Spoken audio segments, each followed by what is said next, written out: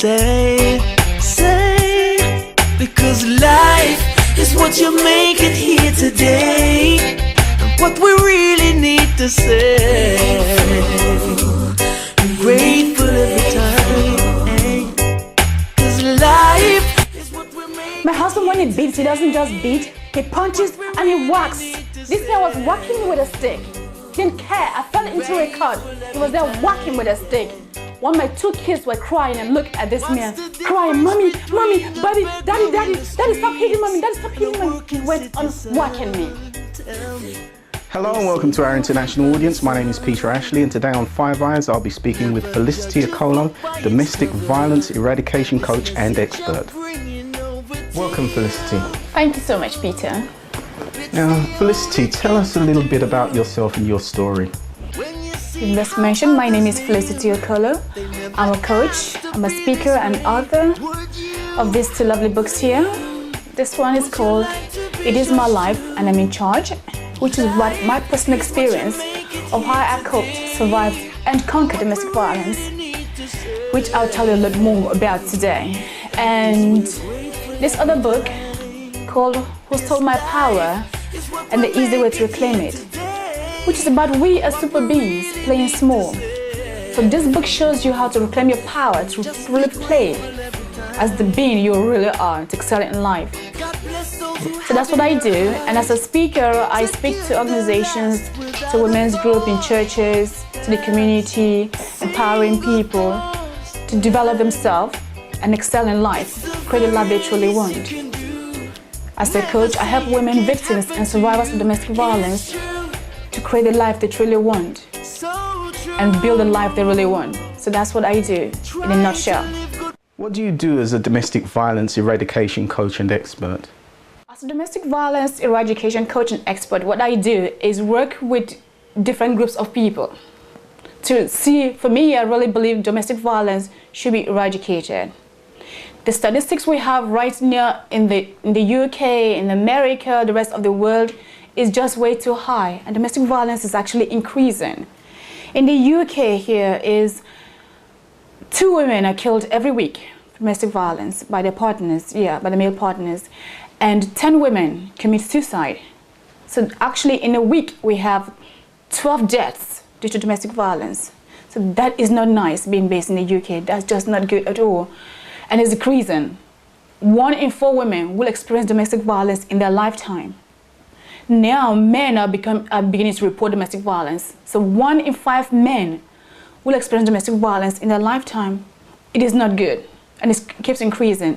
In the US, we have 3 women get killed every day from domestic violence. That is high. So there's so many organizations doing so much, but why do we have this increase? So now my work, what I do now is like with women, I show them, because women especially have to take charge, have to take responsibility, because especially those who do not report the crime against them, the abuse against them, they are almost, I would say, directly or indirectly giving these abusers the power to go on abusing them, to even kill them, to actually move on to the next woman and abuse her. So it's teaching them showing them how they can recover their energy, their strength again, the self-esteem and the confidence to actually want to do the right thing. Social responsibility for themselves to protect themselves and their children and the other women that the man may possibly go out with or marry or live with.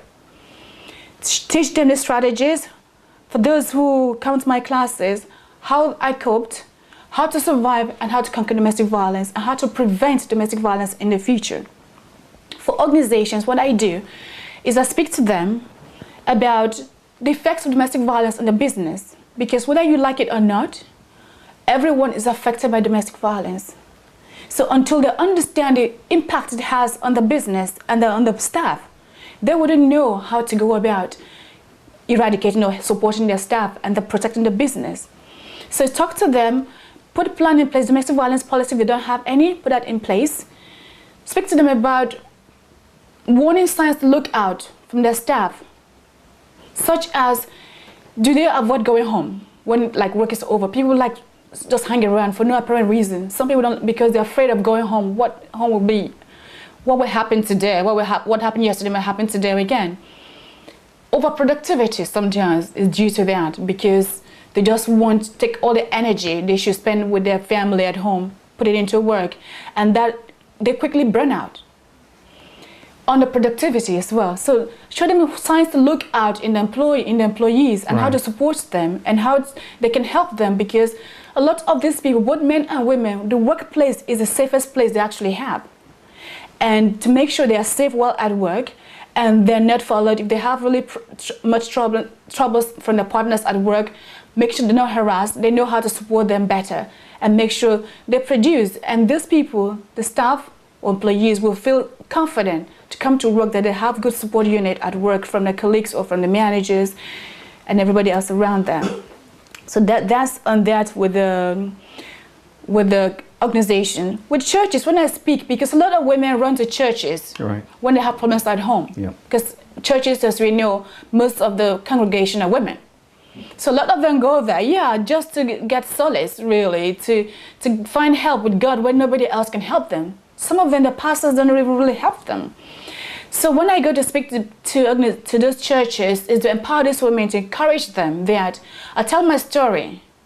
I know some churches don't approve of talking about domestic violence. So when I tell my story, these women find their strength again. They feel inspired that if this woman can go through domestic violence and become who she is today, and she's a Christian, absolutely a Christian, I don't believe that God wants anybody to suffer or remain in an abusive situation and be killed, because for me, any religion that approves of human suffering should be banished. It should be scrapped, really. Your book, It Is My Life and I Am in Charge.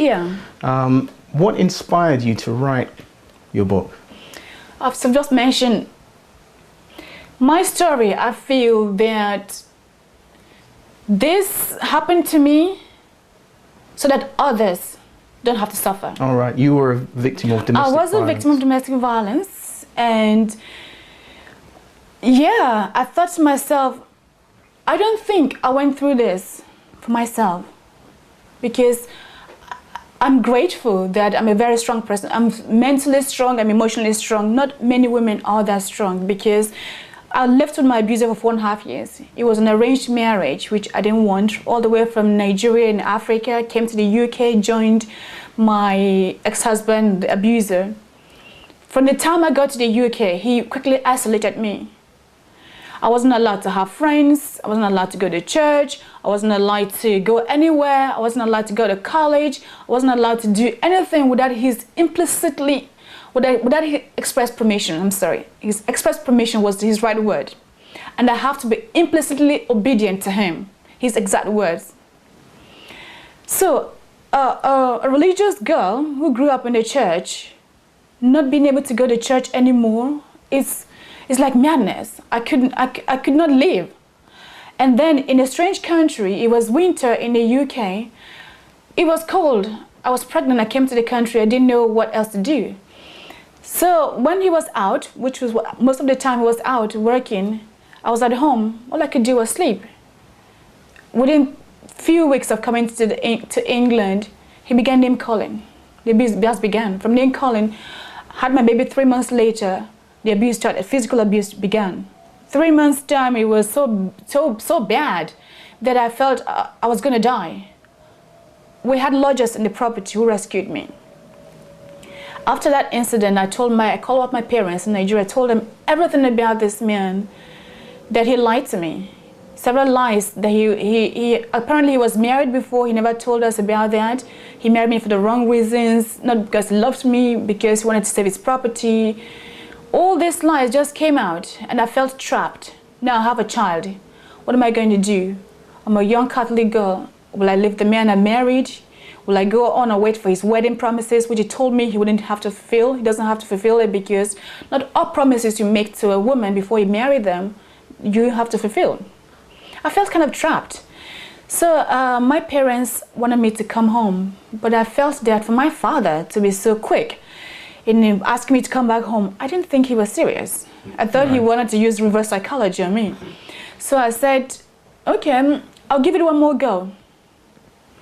So I stayed. Before I knew it, second pregnancy, second baby arrived. Did the condition get worse or better? Definitely worse. It just went downhill. And after the second baby, I felt that this relationship would not work.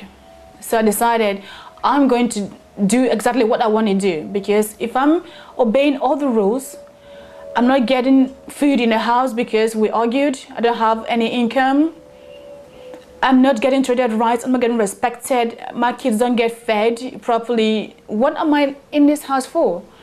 I had fear of immigration because I had 6 months visa to join him in the UK. Yeah. 6 months visa after 2-3 years was long expired. Yeah. And he knew that was like kind of hold on me.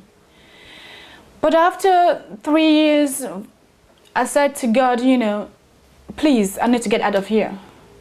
Before I knew it, I was pregnant again, the third baby. So I had to stay. By now I was suicidal. Luckily, when I left the house one day to commit suicide, I called the Samaritans from the payphone, and they advised me not to. They told me all the good reason why I shouldn't. That held me back for that period until the baby arrived. I had the baby, and then a few months after the baby was born, 3 months after that, my ex beat me up so badly again. This time, I already known what domestic violence was about, because before I didn't know that there was anything called domestic violence. I didn't know it had a name until I watched Oprah after the second pregnancy. I said, okay, oh my God, that this happens outside black people's home or outside people from Africa. I thought it was a black man from Africa in the UK behaving badly to his wife. I didn't know it happened in the UK, it happened in America, it happens everywhere. And it had a name called domestic violence. Oh my God. And I learned that the police could help me. So I felt now that I know this is wrong, even though I knew it was wrong, but I knew the law can help me. Yeah. So once he did that, I reported, called the police, and he was taken to court, got an injunction against him. Once the 6 weeks injunction expired, he began threatening me again. So one night, he threatened to kill me. I just left. I ran out of the house and he chased me. That was how I left that marriage. 2 days later, I went back with the police to pick up my children. I must say to any woman, when dealing with an abusive man, never, ever go to approach him on your run. If you have belongings in the house, if you have children, whatever you have in the house, never, ever go back to the house, to the property, to pick it on your run, because you could get killed. A lot of women have been killed going back to pick up the properties. So I went back with the police to pick up my children and a few bags, and that was how we left. Felicity Okolo, I'm the author of It Is My Life and I'm in Charge, a book about my personal experience of how I survived, coped, and conquered domestic violence. The book is available through my website, felicitykolo.com, also from Amazon, Barnes & Nobles, and all good bookshops. Get your copy now to be inspired and motivated to take charge of your life. Grateful, yes I am. So should you be too.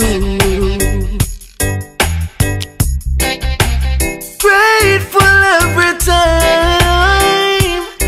Yes, we should be now.